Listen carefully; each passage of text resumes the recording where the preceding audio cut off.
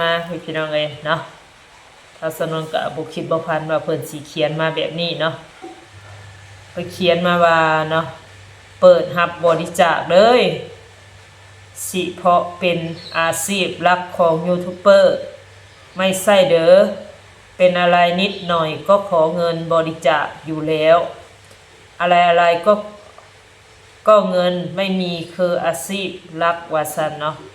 ไปโรงหมอ150เตียงนครหลวงเวียงจันทน์เด้อฝากเตือนอย่าไปเชื่อหมอหาเงินเด็ดขาดไปคิดจังไดเนาะว่าถ้าสนวนนี่ขอเงินถนัดอยู่แล้วว่าซั่นบ่ฮู้ว่าถ้าสนวนไปขอเงินจากไผเนาะแล้วก็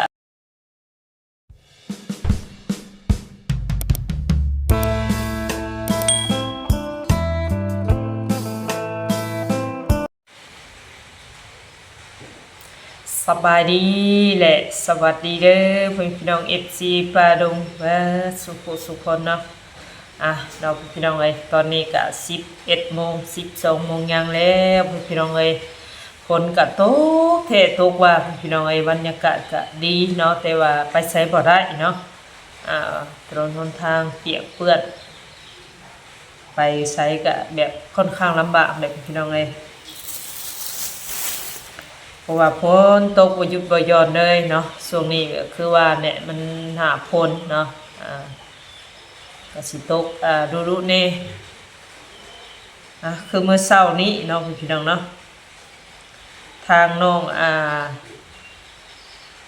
ปานนี้บอกหรือว่าแนวใดเนาะถ้าสนองก็บ่จื้อ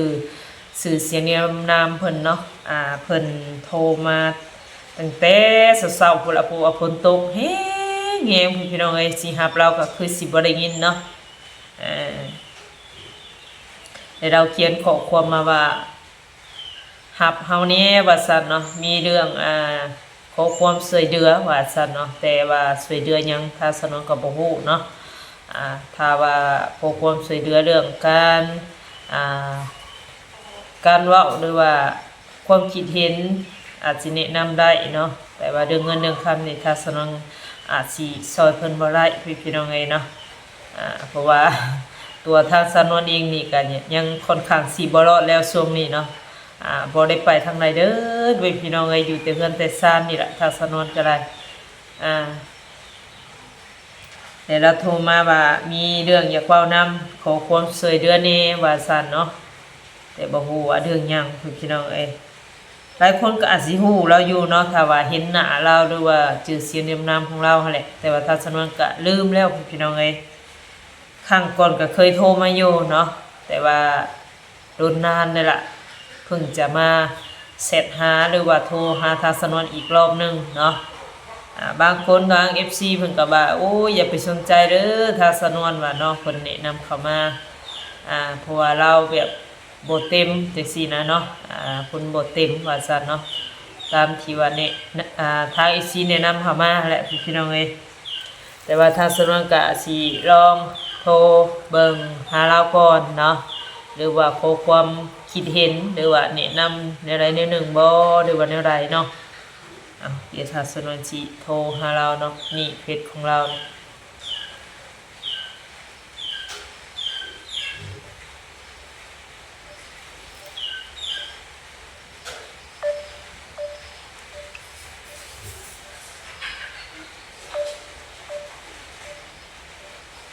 บ่ติดพี่น้องเอ้ยเงียบเนาะ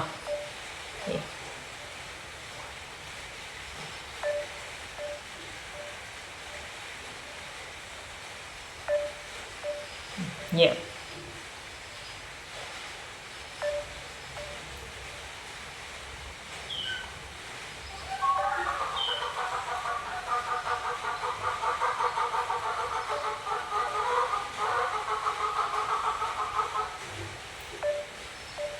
คือว่าบ่สามารถติดต่อเราได้เนาะ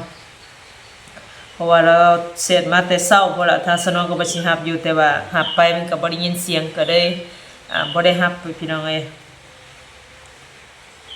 เนาะก็บ่เป็นหยังถ้าเรามีเวียกอาจสิติดต่อโทรหาทางสนวนอีกพี่น้องเอ้ย เนาะช่วงนี้ก็เมื่อยถ้าสนวนก็จักสิว่าแนวใดพี่น้องเอ้ยก็คือมื้อนั้นก็เนาะถ้าสนวนก็แค่ออกมาทำคลิปเนาะแล้วก็เว้าเรื่องสุขภาพร่างกายเนาะเกี่ยวกับตัวเองนั่นล่ะพี่น้องเอ้ยแต่บ่คิดบ่ฝันเนาะ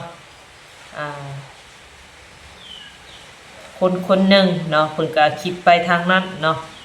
แต่บ่เข้าใจดีถ้าสนวนก็บ่ฮู้อีดีเนาะเรื่องนี้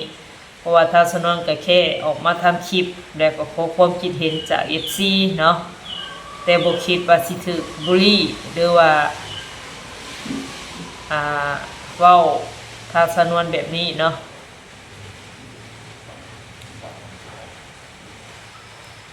การทำคลิปเนาะพี่น้องเนาะแล้วแต่เจ้าของช่องสิเฮ็ดลงไปหรือว่าสิเว้าอีหยังลงไปเนาะพี่น้องเนาะตัวใดควรตัวใดบ่ควรพี่น้องเอ้ยขึ้นอยู่กับเจ้าของช่องเนาะเพราะว่าเฮาเปิดช่องขึ้นมาแล้วเนาะสิเอาคำเว้าหยังก็แล้วแต่เนาะสิ่งที่ว่ามีประโยชน์หรือว่าควรออกมาเว้าเนาะเถื่อว่าเกี่ยวกับโรคภัยไข้เจ็บหรือว่าทาง FC เคยเป็นมาเนาะอาจสิมีความคิดเห็นจาก FC หลายๆผู้หลายคนนั่นแหละพี่น้องเอ้ยแต่เนาะที่ว่าทางสนวนทำลงไปแล้วเนาะความคิดเห็นนี่ก็แบบจะสิว่าแนวใดพี่น้องไอ้ถ้าสนวนก็แทบสิบ่อยากรับรู้และบ่อยากสิเว้าพุ่นล่ะเนาะแต่มันสมควรบ่พี่น้องที่ว่าเพิ่นมาหาว่าถ้าสนวนนี่ขอเงินนะอันนี้มันเป็นโลกออนไลน์แล้วพี่น้องเอ้ยการทำคลิปมันของธรรมดาเนาะสนวนบ่ได้หยังเลยเนาะว่าขอเงินจาก FC หรือว่าผู้รักผู้ใหญ่เนาะแค่ออกมาเว้าเรื่องสุขภาพทางกายเนาะแล้วก็ขอความคิดเห็นจาก FC เท่านั้นพี่น้องเอ้ยการว่าขอเงินเนาะมันก็ต้องว่าขอเงินจาก FC เด้อเนาะขอเงินไปรักษาตัวเองตอนนี้บ่มีเงินเนาะจัมบุรีหรือว่าลามาถ้าสนวนได้เนาะแล้วก็ว่ามาได้เนาะถ้าสนวนบ่กติอย่างเลยพี่น้องเอ้ยเนาะยอมรับแต่นี่ถ้าสนวนบ่ได้ขอเงินเนาะการทำคลิปนี่คือเฮาการแบบเผยแพร่เนาะเพื่อว่าอยากฮู้หลายๆคู่หลายคนแบบประสบการณ์คือเฮาเนาะเถื่อว่าแนะนำไปทางที่ดีนั่นแหละพี่น้องเอ้ยเนาะขอความคิดเห็นจาก FC เท่านั้นเนาะบ่แม่นว่าถ้าสนวนออกมาขอเงินเนาะมี2คอมเมนต์เนาะที่เพิ่นเขียนมาพี่น้องเอ้ยเนาะถ้าสนวนก็บ่คิดบ่ฝันว่าเพิ่นสิเขียนมาแบบนี้เนาะเพิ่นเขียนมาว่าเนาะเปิดรับบริจาคเลย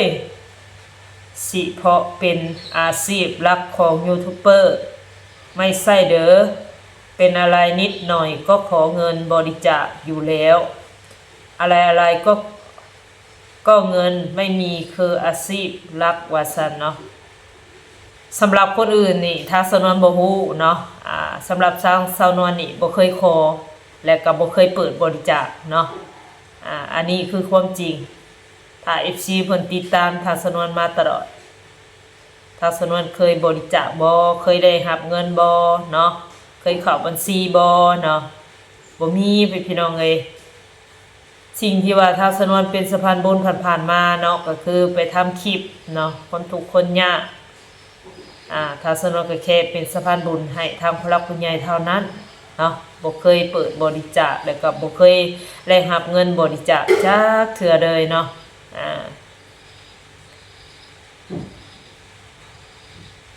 การที่ว่าถ้าสนวนเว้าออกไปเนาะบ่แม่นว่าสิขอเงินจากทุกๆคนเนาะพี่น้องเนาะแค่ขอความคิดเห็นคือถ้าสนวนว่าแต่เพิ่นมาคิดว่าถ้าสนวนนี่เป็นอาชีพหลักของยูทูบเบอร์อยู่แล้วว่าซั่นเนาะน่าจะแนะนำเนาะน่าจะแนะนำว่าเป็นแบบนี้แบบนั้นไปในทางที่ดีจะดีกว่าเนาะเพิ่นบัดมาบุลลีเว้าไปทางบ่ถูกแบบนี้พี่น้องเอ้ย อันนี้หมายถึงที่ว่าผู้เขียนเข้ามาเนาะพี่น้องเนาะ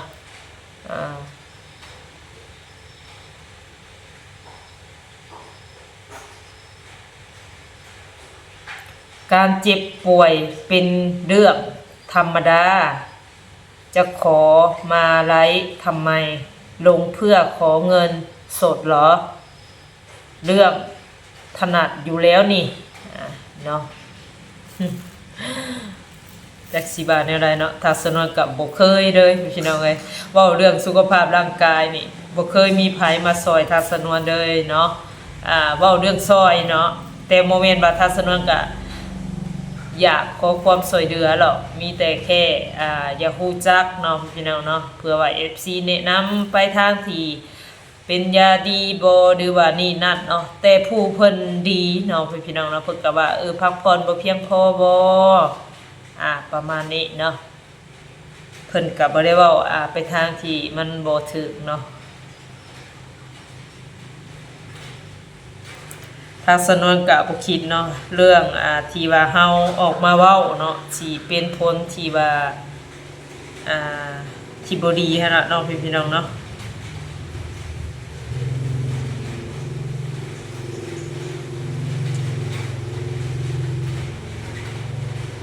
เฮ็ดคลิปหยังลงไปก็สิผิดเนาะพี่น้องเนาะผิดที่ว่าผู้เพิ่นบ่มักเว้าง่ายๆซะเนาะเพิ่นสิมองไปทางที่ลบเลยเนาะบ่มองทางที่บวกและก็แนะนำทางที่ดีเนาะนี่ทางสนวนบ่ฮู้ดอกว่าเพิ่นใหญ่หรือน้อยบ่ฮู้เนาะอายุน้อยหรือหลายเนาะที่ว่าสามารถเขียนมาและก็เว้าแบบนี้เนาะ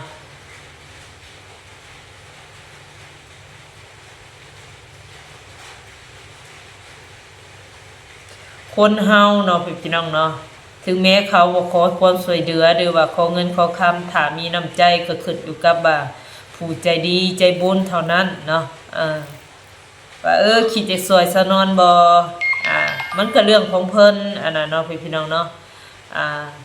ถ้าว่าผู้ใดที่ว่าบ่ซอยบ่หยังน่ะก็คืออยากให้การแนะนำให้ทัศนวนนี่เนาะพอมีกำลังใจเนาะแล้วก็คิดไปในทางที่ดีพี่น้องเนาะอันนี้คิดไปทางที่ลบเลยเนาะบ่มีการแนะนำว่าต้องกินยาแบบนี้ต้องไปปัวอยู่หั่นต้องรักษาแบบนี้แบบนั้นเนาะสำนวนแค่มาเว้าเรื่องสุขภาพร่างกายเจ้าของเท่านั้นบ่มีหยังหลายเนาะมื้อนั้นเนาะบ่แม่นว่าถ้าสำนวนก็ขอเงินได้เด้อสำนวนต้องการเงิน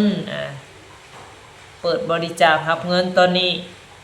สิไปรักษาตัวเองบ่เนาะพี่น้องฉะนั้นบ่เคยขอและบ่เคยขอจาก FC เนาะย้อนไปเบิ่งคลิปดังๆเด้อบัดก่อนๆบ่เคยเว้าพี่น้องบางคนเพิ่นหวังดีเนาะในก็แนะนำเข้ามาว่าความดันสูงอาการร้อนฮิตหรือตัวควรหาหมอตรวจความดันเพิ่นก็แนะนำทางที่ดีเนาะความดันสูงเพิ่นว่าเนาะอาการแบบนี้เดี๋ยวเพิ่นก็แนะนำเนาะนี่อาจสิเป็นคนลาวเฮาเองเนาะเพราะว่าเพิ่นเขียนภาษาลาวมาอาการแบบนี้แนะนำให้ไปโรงหมอ150เตียงนครหลวงเวียงจันทน์เด้อภาคเตือนอย่าไปเชื่อหมอหาเงินเด็ดขาดนี่คือเพิ่นแนะนำทางที่ดีเนาะแต่ว่า FC เนาะที่ว่า2คอมเมนต์นี้เนาะเพิ่นเขียนมานี่แต่บ่ฮู้ว่าเพิ่น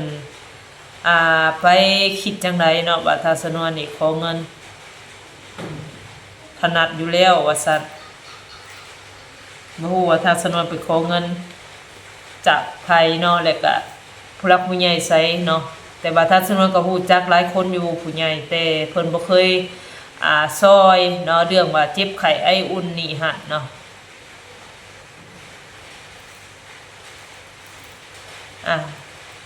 อันนี้ว่าตามซื่อเนาะพี่น้องเนาะก็มีแต่ว่าเงินคำแก้วเฮาแท้ถ้าสนวนก็อยากไปอยู่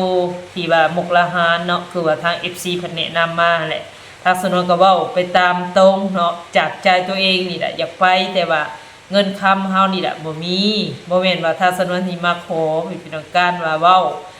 เรื่องตรงหรือว่าในครอบครัวหั่นนี่มันบ่แม่นสิ่งที่ว่าสิอายหรือว่า